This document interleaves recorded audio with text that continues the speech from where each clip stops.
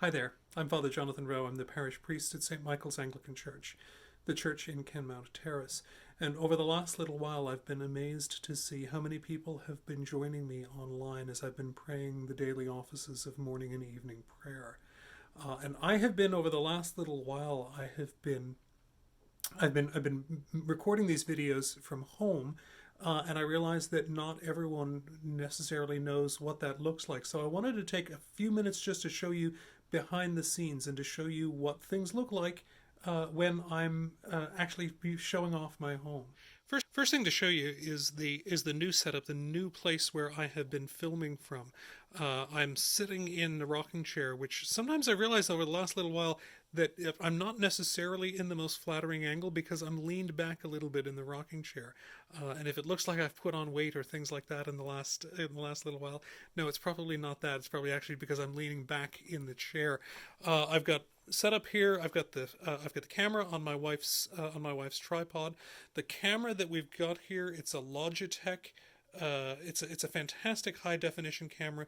We got it a while back for use at St. Michael's when we were recording services and streaming them online.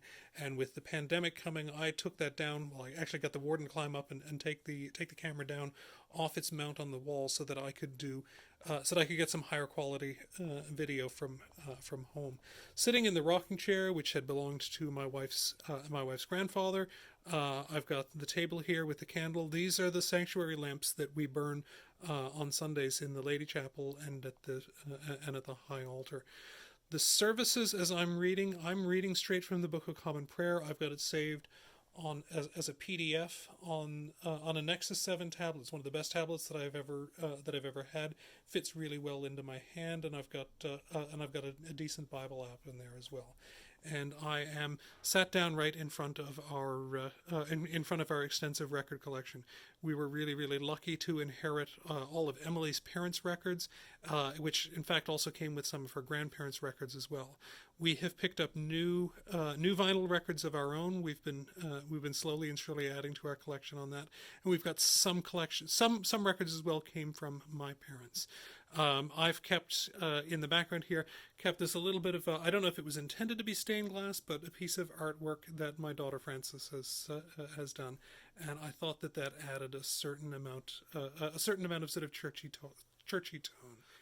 Looking over this way in a different part of the house, you might remember in some of the earlier videos, I was sitting in front of a wall with some icons on it. I'll take you over there and show you what those are. The ones that you would have seen the most of. A couple of icons. This was one that we got when I was a student at Nashotah House in the Mission Bookstore, which was on campus.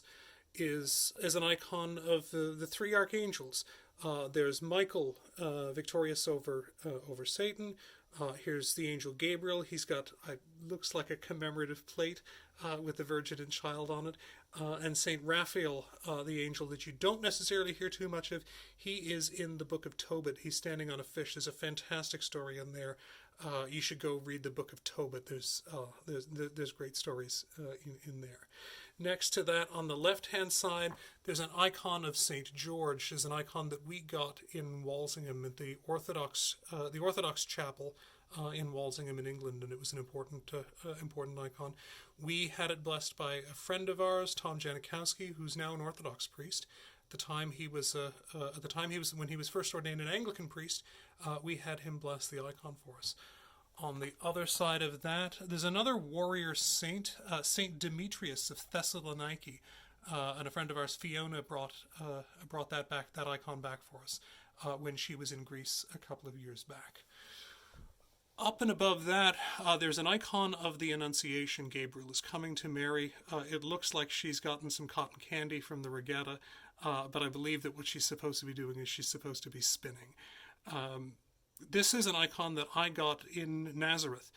So this is a representation of something that happened in Nazareth, and it's something that I actually got when I was on pilgrimage in the Holy Land in Israel in 2014.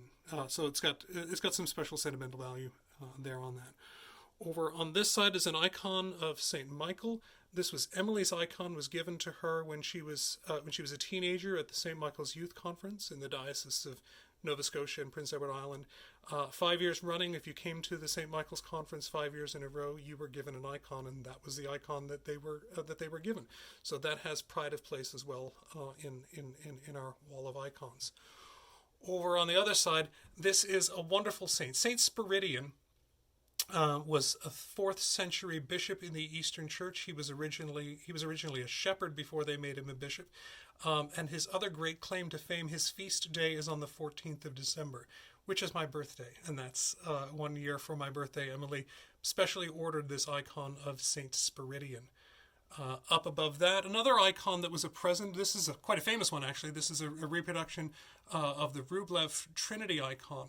The 3 angels here represent the 3 persons of the Trinity, Father, Son, and Holy Spirit. It is a depiction of the 3 angels coming to Abraham at the Oaks of Mamre, just before the destruction of Sodom and Gomorrah. And so there's a story, and this is a story that the icon is a representation of the community of the Trinity, and there's an invitation for us to be drawn into it as well. Over a little bit further, we've got an icon of Mary, the Mother of God, holding Jesus as a child in her lap. It was a student that I went to Nashotah House with. He said someone had told him at one point that the very best images of Mary, the Mother of God, are the images in which she's holding Christ in her lap. And I like that idea, and that is why we've always been glad to have this icon of the Mother of God here amongst the icons. The big one up above, this is, I don't know if there's a name for it. This is the whole company of the church on earth and in heaven, all gathered around Mary, the Mother of God, and Jesus in her lap. This is a depiction of all of the church gathered together worshiping Christ. The bits of city that you see up above, this is the holy city, the New Jerusalem, and right up in the very top, we see the crucifixion up in the midst there. So these are some of the things that have been behind me in some of the earlier videos that I've been taking. If I stand back a little bit and show you where I have been, if you thought that this was a very cool room, you were wrong. This is the hallway, and I've been blocking off the hallway for a while. And part of the reason why I stopped recording from the hallway was that it was just getting too awkward to set up, to be setting up day after day, week after week, setting up space for the little recording studio that was happening there. What I have done instead is I have been using this area here in front of the records. That's where I've been. So I don't know which you have enjoyed more, if you've enjoyed seeing me in front of the records or in front of the icons. I think for the time being I'm going to be staying in front of the records, but I wanted to share a little bit of what has been going on behind the scenes. Take care.